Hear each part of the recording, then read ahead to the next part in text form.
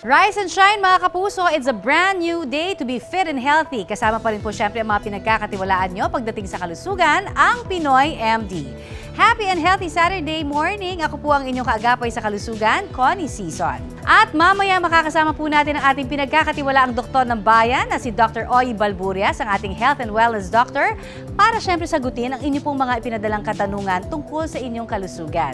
Kaya abangan yan sa pagbabalik ng Pinoy MD dahil basta usaping pangkalusugan, ito ang legit.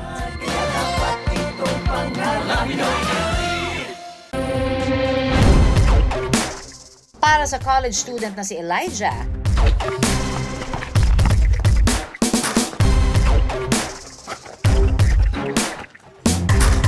basketball is life. Kaya wala siyang pinapalampas na pagkakataong makapaglaro ng basketball kasama ang mga kaibigan. Pero ang masayasa ng paglalaro ng basketball, nauwi sa namimilipit na sakit. Nang sa kanyang pagtalon para i-shoot ang bola, namali siya ng landing at sabay natapilok. Abangan! Samantala, narito muna ang ating internist and health and wellness doctor na si Doc Oyi para sagutin ang iba pang mga usaping pangkalusugan na ipinadala niyo po sa aming Facebook page. Good morning sa iyo, Doc Oyi! Good morning, Connie, at good morning po sa ating mga kapuso na katutok sa atin ngayong umaga. First question, Doc, mula kay Filipina Balderrama. Paano raw ba maiiwasan ang hypertension? Maraming paraan para maiwasan natin ang sakit na hypertension. Unang-una na dyan, of course, sa ating pagkain. Merong mga pagkain na tinatawag nating cardiometabolic foods. Ito yung mga pagkain na makakatulong para panatiliing malusog ang ating blood vessel. Kasi tandaan natin ang high blood ay senyales ng ating blood vessel ay hindi na ito malusog. At maraming sustansya na kailangan ng ating blood vessel. Unang-una ang vitamins tulad ng vitamin D, ang minerals tulad ng magnesium, ng zinc, o kaya kailangan din natin ng ating ugat ng protina. So merong isang klase ng amino acids na tinatawag nating arginine. Ang mga pagkain na makakatulong para makontrol ang ating blood pressure or panatiling malusog ang ating blood vessel tulad ng mga fatty fish, avocado, yung mga nuts or tree nuts especially, lalo na yung almonds. So maraming paraan, lalong-lalo na din sa pagkontrol ng iyong timbang. Isa din ito sa paraan para makaiwas tayo sa hypertension.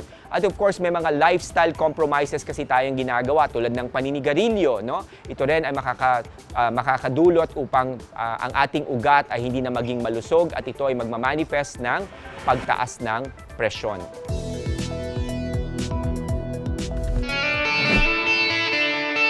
Para sa mga hindi pa handang magpa-opera ng labi, may sekreto silang ginagamit para maging pouty.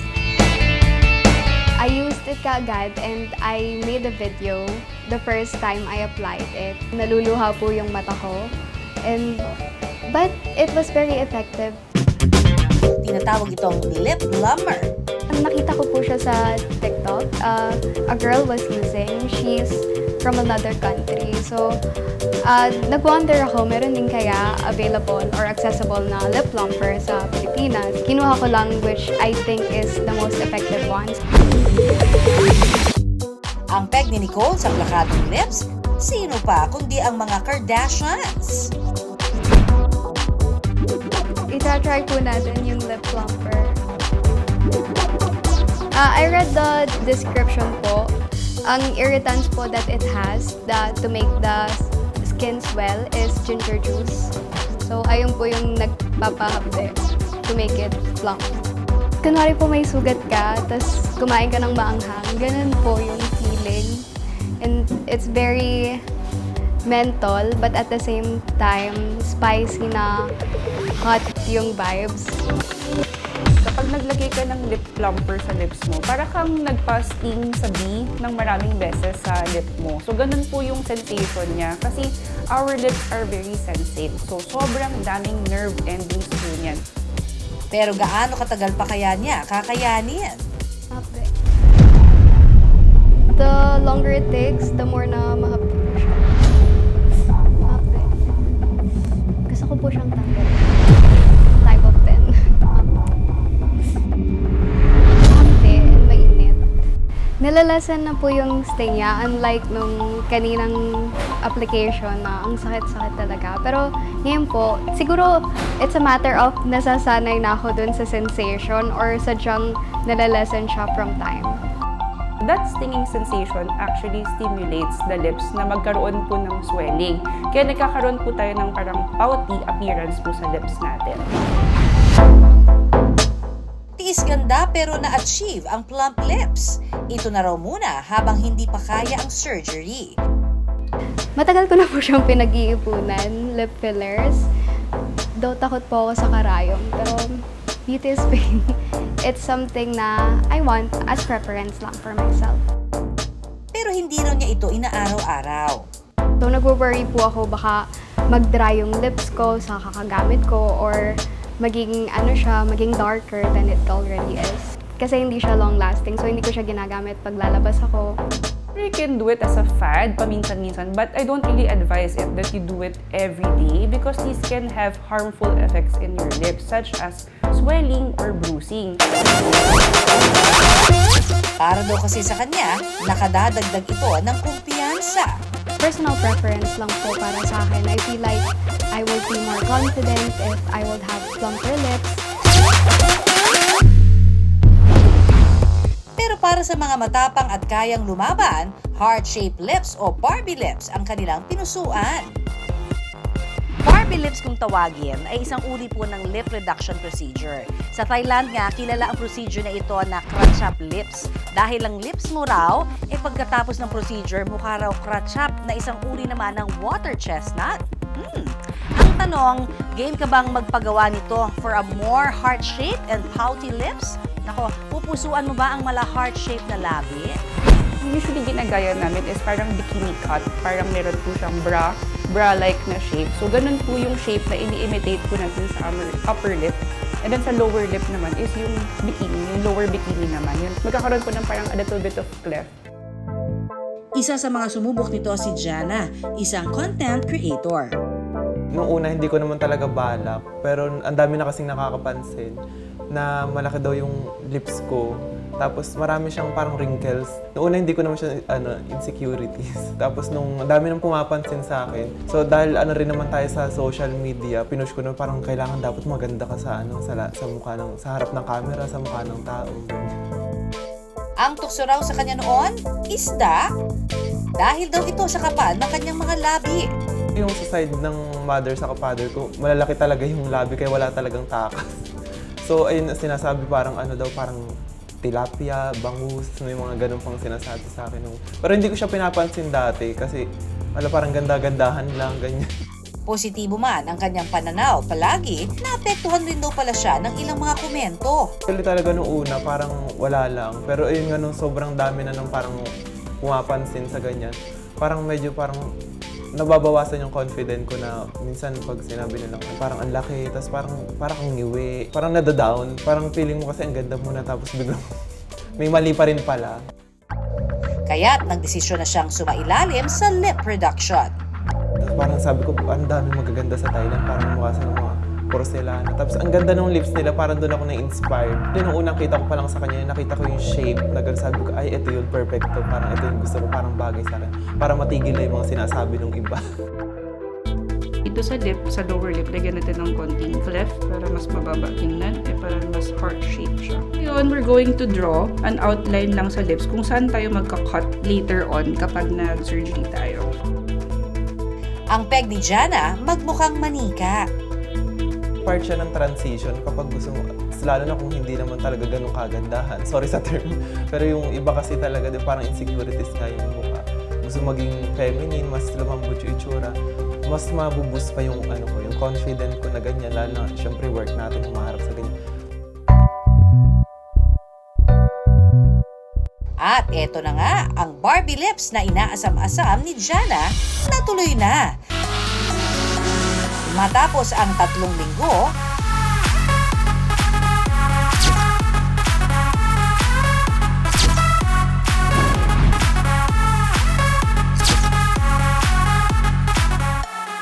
Naging mas confident, tapos parang napapatingin ako lagi sa salamin, parang, hala, sino siya? Parang guys, parang nawala na yung parang wrinkles, parang naging smooth, nagkaroon ng shape, na-achieve yung gusto kong shape ng lips. Napawaw talaga ako kasi ang ganda, ang liit, ang nipis. Actually, nakita ko na agad talaga yung result after ng procedure na yun. Ang ngiti ni Jana, mas plakado na raw ngayon. Nung hindi pa ako nagaganito, gummy smile siya yung literal na pag tumatawa, kita yung gilagid mo ganyan. Pero ngayon parang nabawasan, parang ang sexy ng ngipin. Minsan, nagkakaroon ng illusion na nagde-disappear yung upper lip because sobrang nipis na niya. Para maiwasan ang anumang komplikasyon, hydration is key nga raw. Ito talaga yung gusto kong shape ng lips or depende na naman sa sa susunod na eksena kung gustong baka may ibang trend na naman.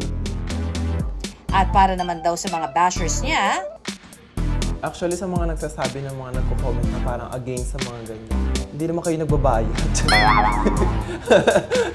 Sa kakatawan ko to, decision ko to, ganun. Parang dead ma ako sa mga kahit anong nila. Basta kung gusto mo naman, gawin mo na. para maintain ang Barbie lips, nagpapa-lip fillers na ngayon si Jana. Makalipas ang isang taon, mas naging full-looking na ang lips niya.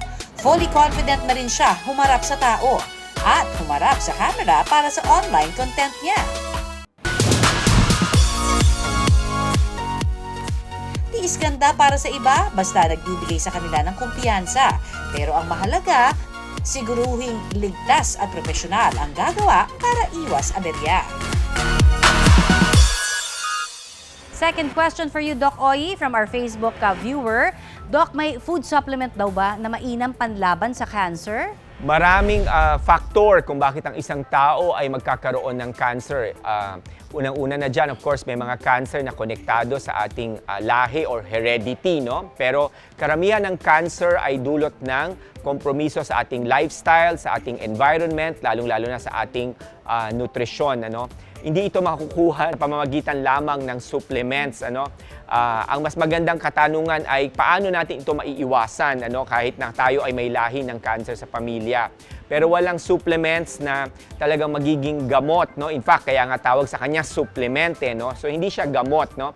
Ang cancer depende sa klase nito. Merong mga iba't ibang treatment modality na ginagawa. Kino-combine ang chemotherapy, ang radiation, ang surgery, no? So depende kasi yan. Pero there's no such thing na supplements lamang ay maku-cure na natin ang cancer. In fact, as of today, wala pang cure sa cancer. Kaya mas maganda, gawin natin ang lahat ng paraan para makaiwas tayo sa sakit na cancer.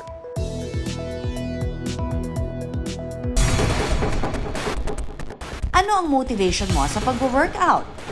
Ang 46-year-old na si Mary Rose, may matinding hugot kung bakit niya naisipang mag-workout. Ang motivation ko, bakit ako nag-start na mag-workout? Kasi tumaba ako. At dahil sa pagtaba kong yun, naghanap ng iba ang asawa ko.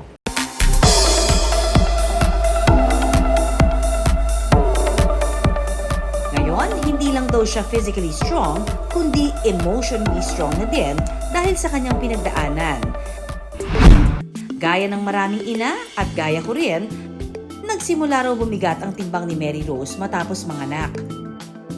Wala talaga akong time para sa sarili ko, so I started gaining weight kasi syempre pag sobrang pagod ka, lalo na busy ang dati nun ng asawa ko, sa pagtatrabaho, mag-isa lang ako, kain ako ng kain. So kumbaga, habang tulog sila, kakain ako, maggagawa ng mga gawaing bahay, magluluto, maglaba. So wala talaga akong time sa sarili ko nun, so continuous na yung pag-gain ko ng weight. And then, nabuntis na naman ako ng pangatlo. At nang umuwi ang asawa ni Mary Rose mula sa pagtatrabaho sa abroad, nagulat daw ito sa kanyang naging itsura. Tumabang ang kanilang pagsasama hanggang sa magdesisyon daw itong makipaghiwalay na. O syempre po nalungkot ako, bakit sabi ko, eto ba yung dahilan? Hindi ka na ba masaya? May mga anak naman tayo, parang ganon. Hindi na raw po talaga siya masaya. So talagang that was, kumbaga yung pinaka mahirap na punto ng buhay. Ang tingin ko po sa sarili ko, tumitingin ako sa salamin, ang pangit ko, ang taba-taba ko, wala na magkakagusto sa akin, wala na akong pag-asa. To the point po that I had suicidal thoughts that time. Bagamat labis na nasaktan sa nangyari, mas pinili raw ni Mary Rose na magpakatatag lalo't mayroon siyang mga anak. Sinimulan na rin niyang magpalakas both physically and emotionally sa pamamagitan ng pag-workout. May nakilala po akong kasama ko sa trabaho na nag-invite po sa aking mag-gym. Nung una, sabi lang niya, tara po, magpapayat ka lang, sabi niya, baka makatulong naman sa'yo ang pag-workout. And I didn't expect that from that day on, inaraw-araw ko na ang pag-workout. Hanggang sa napababa nga ni Mary Rose ang kanyang timbang. Pero simula pa lang pala ito para sa kanya. Nung pumayat naman ako, sabi ko parang, hindi maganda, sobrang payat, as in flat talaga yung katawan ko. So I started researching on my own, paano po ba magkakaroon ng shape, totoong shape talaga ang babae. Yung magandang tingnan, yung firm, yung tight, yung ang katawan. Nakita ko yung mga pictures ng mga kababaihan online, sabi ko, wow, parang ang ganda. Parang mas maganda silang tingnan kumpara sa mga babaeng payat lang.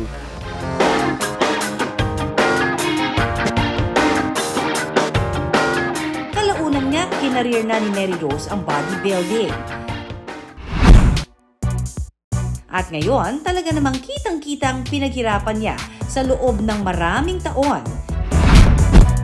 Sa mundo raw na dinodominate ng mga kalalakihan, heto si Mary Rose at nakikipagsabayan.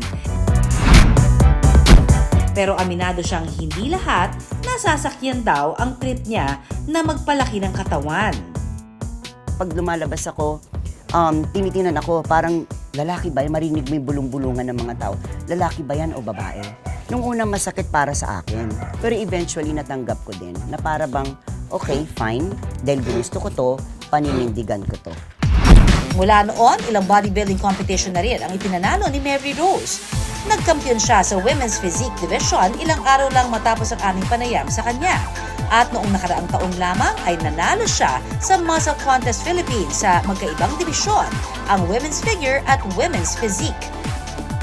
Senior personal trainer na rin siya ngayon at patuloy na nag-i-inspire sa mga kagaya niya na gustong magpaka-healthy.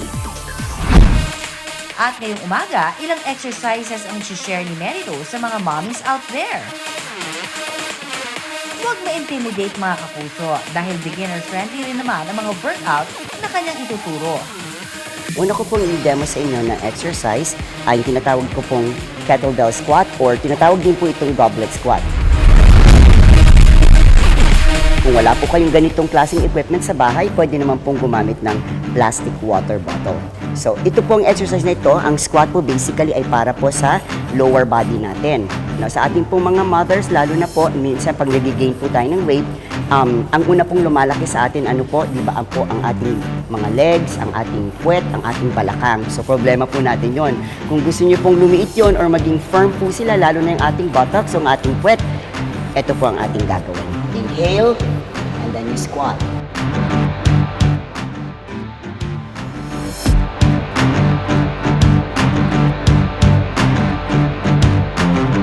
Gawin ito ng 3 sets with 10 repetitions each set.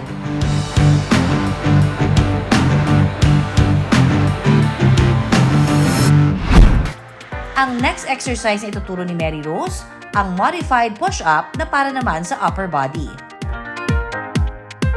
Baba nyo lang po yung inyong tuhod at saka nyo po ibibend ang inyong mga siko or ating mga elbows. 10 beses at 3 times po or 3 sets. Inhale pagbaba, exhale pagtaas.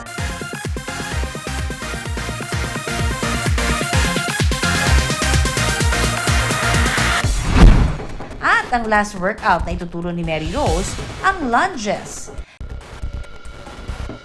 Ilagay ang kamay sa bewang at sabay mag-inhale or huminga paloob at saka po tayo mag-lunge. That's 1. Bibilang po ng tig-10 bawat isang leg. Inhale, exhale.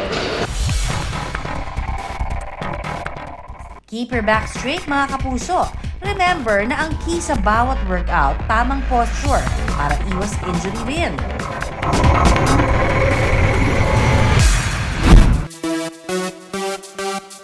Pero ayon kay Mary Rose, sa pagiging healthy, 20% lang ang exercise at 80% ang diet.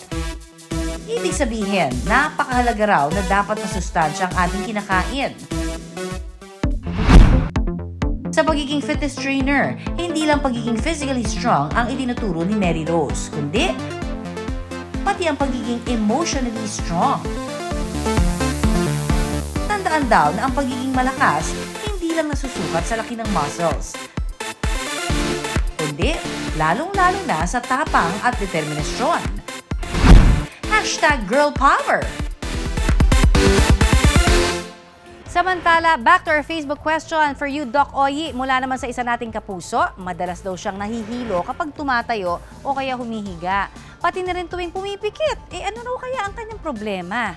Nako, mukhang ikaw ay mayroong tinatawag nating vertigo, no? So marami ring dahilan kung bakit ang isang tao ay magmamanifest ng vertigo. Pero isa pa ding pwedeng maging dahilan ng sintomas na dinidescribe mo sa akin, yung para magkakaroon ka ng near syncope, no? At lalo ito ay naapektuhan ng pagbabago ng posisyon, no? Meron tayo yung kung sakaling ikaw merong pagbabara doon sa ugat, no, na nagsusupply ng dugo sa ating utak, yung tinatawag nating carotid artery, dito yon. Lalo na kung medyo may edad na tayo, no?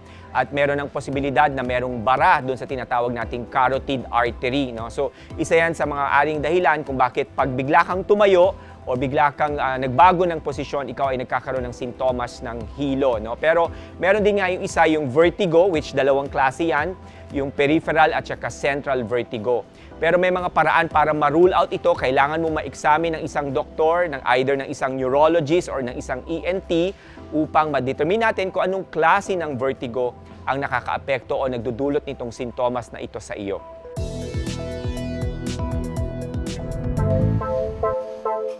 Hindi nga raw sikat ng araw ang gumigising kay Jocelyn, kundi kagat ng surot. May kumakagat na lang po sa'yo bigla. Tapos syempre po, hanapin niyo po kung ano yun. Kaya naano ko, wala naman lamok. Ano kaya yun? Baka surot. Nitong nakaraang buwan daw kasi, pinutakti ng surot ang kama ni Jocelyn. Kaya naman, pagkagising niya, madalas may pantal siya sa tiyan, binti at braso. Basta mga 3 days ay magpepeklat din po siya. Kasi naranasan ko rin sa anak ko. May peklat siya na. Ako ito fresh po. Ang daming surot talaga. Sagabal talaga po sila sa pagtulog mo. Ayon sa aesthetic dermatologist na si Dr. Janina Escalderon, nagdudulot ng irritation sa balat ang labis na pagkamot kung makagat ng surot. Overall, wala po siyang effect sa atin except for the skin. Kapag nagkaroon tayo ng surot, meron po tayong mga reddish mark po sa ating katawan. Itong reddish mark na to, kapag kinakamot po natin, lalo po siya nag-i-inflame and lalo pong kumakalat ang mga itlog ng surot na ito sa ibang parte ng katawan po natin. Basta raw kasi makagat ng kahit na anong insekto ay maaaring maging bukas sa infection ang sugat kung hindi maagapan. Ang kagat ng surot, posible raw tumagal ng 3 hanggang 6 na araw. We can put antibiotic ointment sa ating skin. Or number 2 po, the patient can take anti-allergy medications po. Ayon sa pest control expert, ang surot o bed bugs ay makakasurvive raw ng ilang buwan na walang pagkain, ha? Pero kung maghahanap na ito ng pagkain, na-attract sila sa mga amoy gaya po ng carbon dioxide at balat ng tao. Kaya naman bago pa man mag-almusal, paglilinis ng higaan kaagad ang inaatupag niya. Tapos ito, ibababad ko lang po sa bleach po. Tapos sumpom ko, lalagyan ko rin po siya ng mga bleach para tapos papaarawan ko po. Yun, konting pagpag lang. Sa gabi, tis-tis lang sa para pag umaga, ako po asikasuhin. Pag gabi, lalagyan ko lang po siya ng sapin para po, doble-dobling sapin yun. Ang surot o bedbug ay isang insektong parasitiko na sumisipsip ng dugo ng tao o hayop. Ayon sa pest control expert na si Alvin Divina Gracia, madalas daw itong makikita sa mga inuupuan ng tao. Madalas yan sa mga sopa, bed, kahoy. Yan, doon sila madalas nagtatago. Kasi doon sila yung madalas na madaling makakuha ng pagkain. Pag umupo yung isang tao o hayop, pwede na agad sipsipin. Nangingitlog daw ang surot every 6 days to 1 week. Climate kasi yan eh. Mas gusto nila pag pag mainit yung panahon. Doon sila yung maatake. Mas gusto nila yung tuyong lugar. Basta doon sila mag-i-stay. Bukod sa nangangagat, masama rin daw ang amoy nito ayon kay Jocelyn. Surot po, may amoy. Tapos maaamoy nyo po sa loob ng bahay no surot talaga. Masakit po talaga siya sa ilong. Bukod sa makapit na amoy nito, literal na kumakapit din daw ito. May time po talaga, umalis po ko. Hindi ko alam may gumapang palang sumamang surot sa damit ko po. Tapos may kita mo nasa sulok po siya ng t-shirt. Meron nga nung bag. Doon din nag-ano sila sa mga bag eh. Pag-aalis ka. Gulat ka may surot pong laki. Pero gaano man kapesi ang surot, may simpleng solusyon daw para rito, ayon sa mga eksperto. Effective lang po yung pagbibilad ng mga gamit po. Nilalabas po yung mga kutsyon, yung mga sopa. Pero mas maganda rin po na sabunin nyo muna po, i-bleach nyo, to saka nyo po ibilad para po sure na matanggal po yung bed bag at surot po sa inyo. Ang bleach o dishwashing liquid daw kasi may matapang na amoy at kemikal. Nasisira kasi yung yung pinaka-cover ng likod nila. Yun, nasisira yung organ nila nun. Masyado kasi matapang yung bleach para sa katawan nila. Pero epektibo naman kaya ang alkohol? Hindi siya ganun parang napapalayas mo lang siya, pero minsan namamatay din naman. Babalik at babalik lang. Iba pa rin yun talaga yung gumagamit ka ng chemical para sa kanila. Paano naman kaya ang suka? Acid kasi yan eh. Pwede silang nasisira yung nila doon, yung vital organ nila, and pwede rin na didistract sila sa amoy nun, kaya umaalis. Pero para masigurong walang lusot ang surot, Pang samantala na matataboy natin yung surot, pag ganyan na po, na marami na pong surot sa inyo or bed bugs po, kailangan nyo na po tumawag ng pest controller para po maproteksyonan po yung bahay nyo at maiwasan po yung pagkalat nito. Sandal natin. Kaya mo lang yan. kaya naman para masolusyonan ang surot sa bahay ni na Jocelyn, to the rescue ang pest control expert na si Sir Alvin. Yung mga nakapiksik na surot yan dito para ma-clear out natin surot. Kasi sa ilalim din ng kama meron yan eh, for sure yan. Una silang nag-spray ng insecticide para sa surot. Lahat ng tao, spray na rin natin to. Kasama na natin lahat to.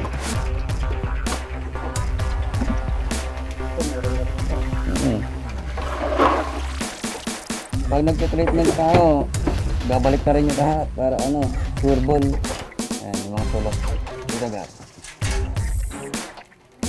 Ayan na gar. Ayan.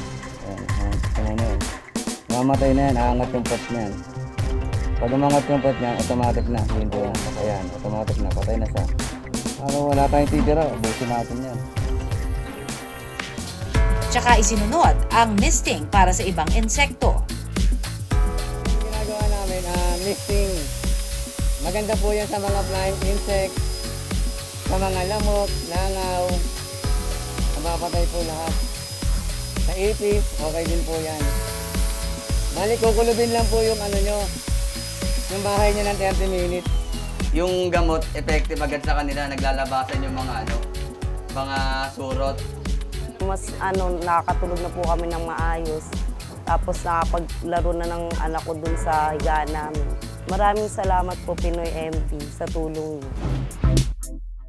Nagsialisan man pansamantala ang mga surot, Kamakailan lang ay tuluyan na ring nilisa ni Jocelyn ang dating bahay. para tuluyan ng makaiwas sa surot, itinapon na ni Jocelyn ang mga gamit nila gaya ng sapien, unan at mga foam. Lagi na rin daw nilang sinisiguradong napapalitan ang mga ginagamit sa pagtulog. Hindi na rin daw sila tumatanggap ng mga ibinibigay na gamit, lalo na kung mga gawa sa kahoy, gaya ng upuan. At para naman protektado ang ating balat sa mga kagat ng surot at iba pang insekto, prevention is key ayon sa ating eksperto. Regularly po tayo nagpapalit po ng linen, regularly po tayo nagpapalit ng mga punda or sapin po sa ating kama. Huwag po tayo mag-store ng mga matatagal na gamit, yung mga clutter po na hindi natin na-change for a long time. Kasi yun po yung may tendency na bahayan po ng mga surot. Paalala mga kapuso, panatilihing malinis ang ating mga bahay. Para hindi lang hayahay, kundi para wala ring lusot ang mga surot. And for our last question, Doc Oy, tanong naman mula kay Reynalyn Porras Doligol. Ano raw kaya, Doc, ang mga pagkain po pwede sa mga diabetic? Renalyn, ang importante sa mga diabetikong tao ay magkaroon ng balancing nutrisyon at optimal na nutrisyon. No? Importante pa din ang carbohydrates kahit papaano. Basta importante yung carbohydrates ay complex carbohydrates, hindi yung mga simple and refined carbohydrates. Pero importante din sa mga diabetiko ang protina, especially yung fatty acids, no? Basta balanse ang nutrisyon mo, ito ang mahalaga. Pero yes, may mga pagkain tulad ng green tea, tulad ng mga fatty fish, tulad ng almond nuts, tulad ng spinach, ng ampalaya. Lahat ito ay makakatulong para ma-enhance yung insulin responsiveness ng isang taong may diabetes, no? Kasi karamihan ng mga taong diabetes, ang dahilan ay meron silang tinatawag na insulin resistance. At merong mga sustansya or micronutrients na mahalaga para ma-enhance natin ang insulin responsiveness ng ating katawan tulad ng mineral na chromium, tulad ng vitamins tulad ng vitamin B1, B5, B6, B9 at B12, no? Ganon din ang minerals na zinc, magnesium at saka manganese at iba't iba pang mga micronutrients at macronutrients para makatulong doon sa pag-enhance ng insulin sensitivity. Thank you so very much, Doc Oy, sa pagsagot sa mga katanungan ng ating mga Facebook questions naman na ipinadala ng ating kapuso. At para sa mga nagpapadala rin sa atin po naman tuwing linggo, no? Linggo-linggo lang ho tayong huwag magsasawang magpadala ng inyong mga Facebook questions dahil baka sa susunod naman na Sabado dito sa Pinoy MD, mabasa na namin ang inyong katanungan. Ngayon mga kampi, nandito kami sa Luakan Liwanag para... Ang content creator na si Elijah Calara, madalas daw talaga kung maglaro ng basketball.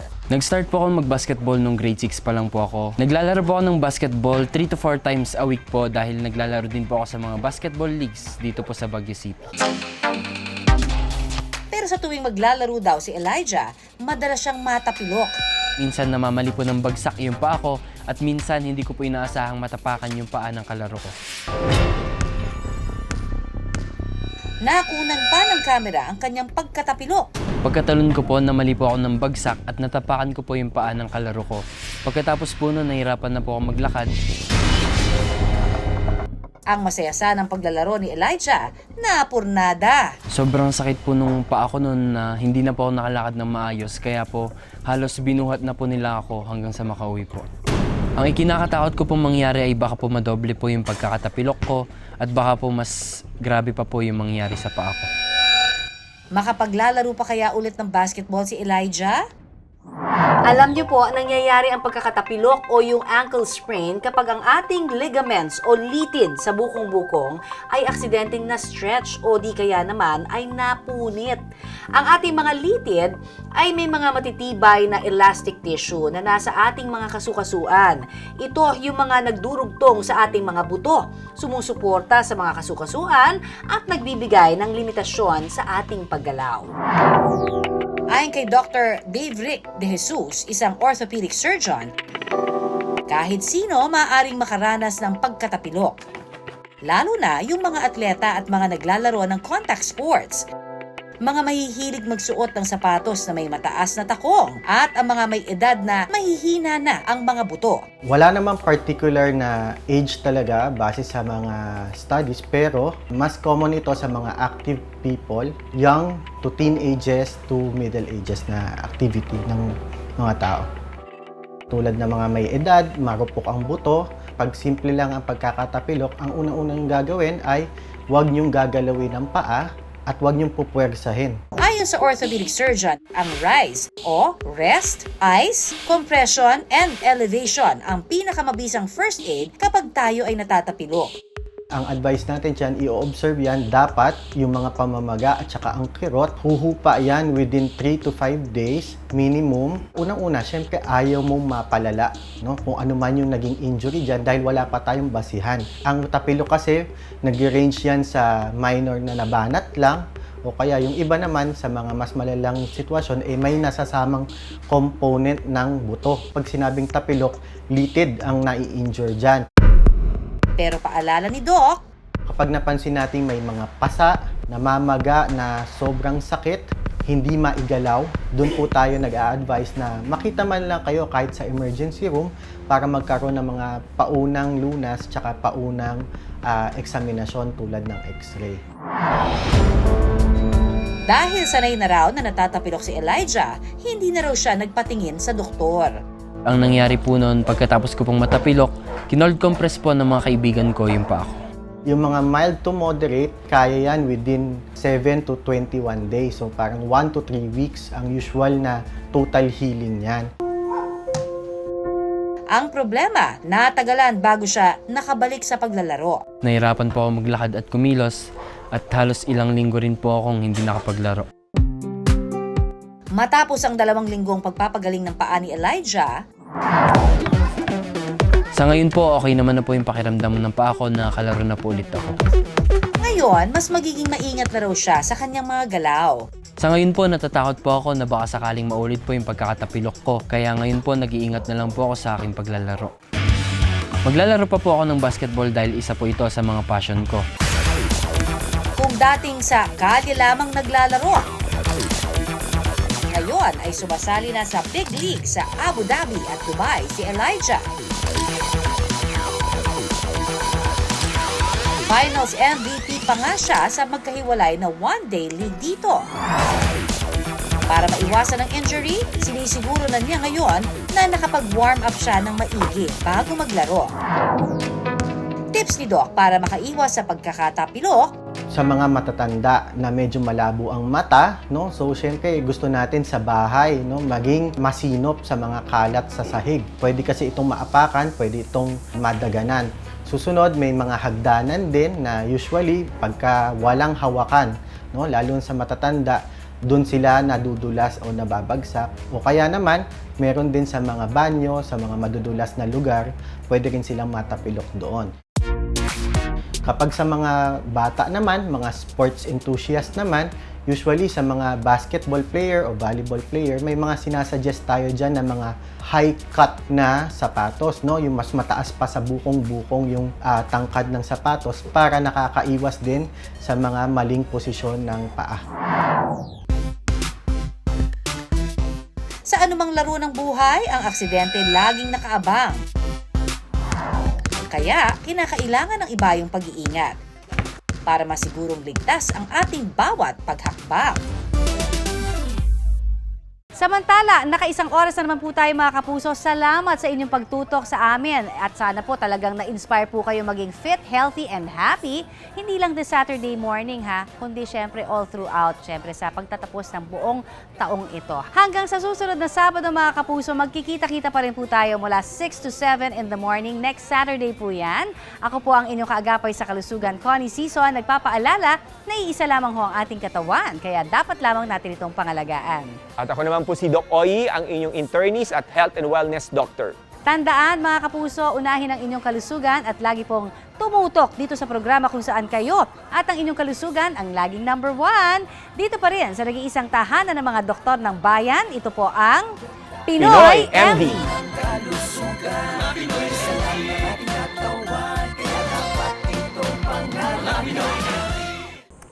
Maraming salamat sa pagtutok sa Pinoy MD. Para po sa iba pang kaalaman tungkol sa ating kalusugan, mag-subscribe na sa GMA Public Affairs YouTube channel. And of course, don't forget to hit the bell button for our latest updates.